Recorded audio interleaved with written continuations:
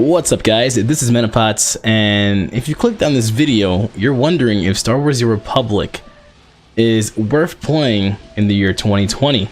Well then, let's get into it. The truth.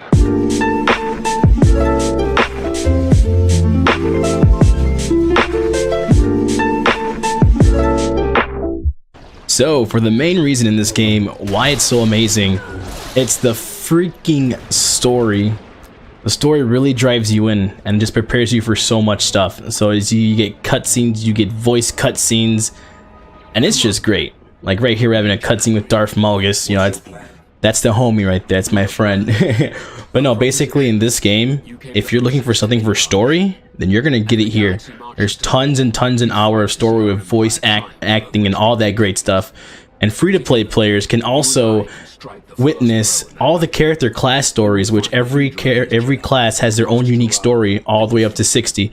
Then the stories somehow connect together through expansion. So if you're looking for a game to get lost through lore, through story, then to be honest, you should definitely check out Star Wars: The Republic on that basis only. And there's many more reasons that you guys should definitely check out this game, but the main reason, in my opinion, is the story, because it really does suck you in. You feel like you're there, you know, you're making choices, you're picking light side choices, dark side choices, and all that great stuff. And the next reason I want to talk about is the combat. The combat feels great also. Combat still feels good for a tab target MMORPG. It still feels freaking amazing. And that's why I love this game. So if you see I'm doing some combat right now on my character, and if you're wondering why my UI looks like this, because you customize your UI pretty good on this game without even having add-ons. So if one good thing is a customization of your UI too, which is pretty freaking dope also, man. You don't have to download add-ons, but you can still customize your UI, make it smaller, put things in ways where you would want it to, you know, to fit your preference for user interface. So those are two big reasons right there, I think, that you should be playing this game. So the game is free to play, as many of you guys know. But their free-to-play has been improved throughout the years. In my opinion, I think this game does free-to-play well. It does give you restrictions, obviously, because it is a free-to-play game. But what it does well is if you subscribe once, just once to the game, you get all the expansions. So you basically get all the expansions to use. So you can subscribe once, just do that. You have all the expansions and you have all the story content to go through. And if you think this game is worth subbing after, you can continue your sub. And that's what I think that this game does better than any other MMO, is that once you sub, you get all the expansions, which is really freaking great. And it's a really great deal for people that, you know, that cannot buy the expansions like that. You know, there's other games that are free to play that you sub, but you still have to buy the expansions no matter what. So this game does it right, in my opinion, when it comes to that type of stuff. So if you're really looking forward to this game and you really want to dive into the story and you want to get all the expansions, all you have to do is subscribe once to the game and you'll be rewarded with all the expansions. And once your subscription is over, you're still going to have the expansions there, so you continue your story even without being subbed to the game. So with that reason alone, it's a big reason to get into this game. And you know, since we're all in quarantine, we all have to stay inside, you have tons and tons and tons of hours to go through all of the story in this game, because it's loads of hours in story, not even including the side quests, which include story also. So it's really insane what Bioware and what EA has done with this game, and all the hours you get for storytelling in this game also. This is why I always try to recommend Star Wars to people, because of this alone really sucks in the hour for MMORPGs. Another big reason to jump into this MMORPG also is that it's not pay to win. There's so many free-to-play MMORPGs out there that flat out are pay to win. Yo, I'm going to buy this, I'm going to be better than you, I'm going to have an advantage over you. But no, mostly all of the stuff for Star Wars: The Republic in the market, it's all cosmetic. So if you're all about fashion endgame, you might be spending, you know, a pretty buck on this game. The cosmetics are amazing and they're great, and I love the way that, you know, that Bioware and their team are doing cosmetics for the game. Like, look at mine right now. I'm got a really great Darth Malgus armor right here, which is perfect for my Sith Juggernaut. So if you're, like I said, this game, no pay to win aspects, which makes it even freaking better. Another reason PvE. So PvE is basically what shines in this game. Somehow the developers have been shining more upon PvE than they have on PvP.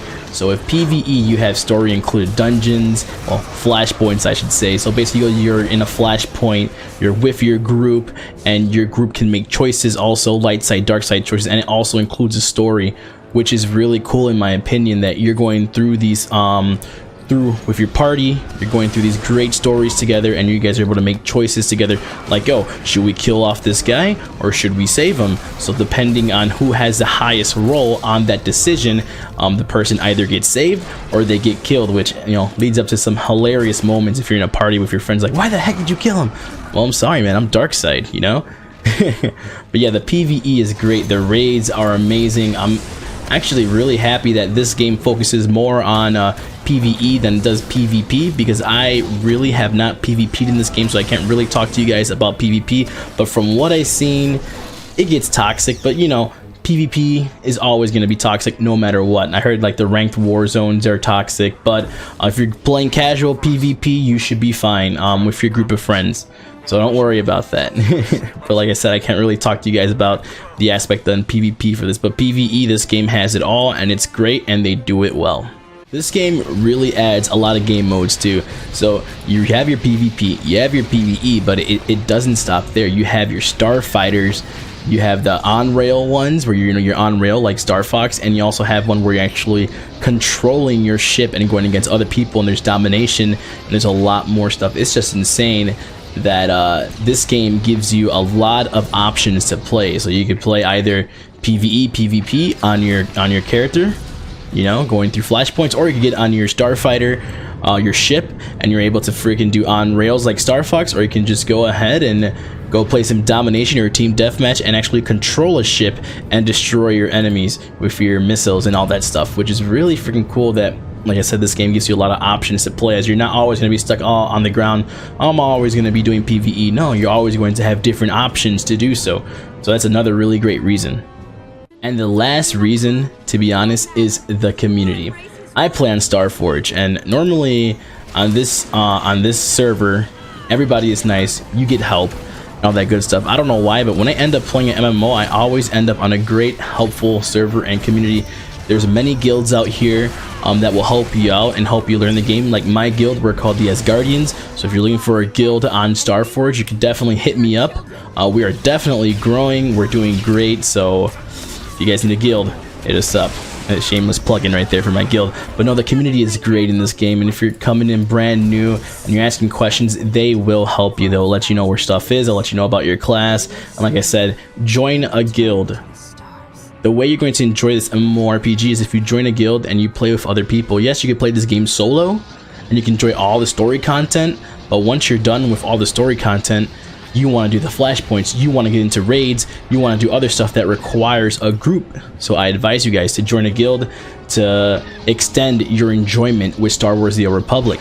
Well guys, these basically has been the reasons why I think you guys should be playing Star Wars: The Old Republic in the year of 2020. It's a great MMO, and if you haven't played, you're in for a lot of story, a lot of hours and stuff. So thank you guys for watching this video. I'll catch you guys next time on Manapots. Take care.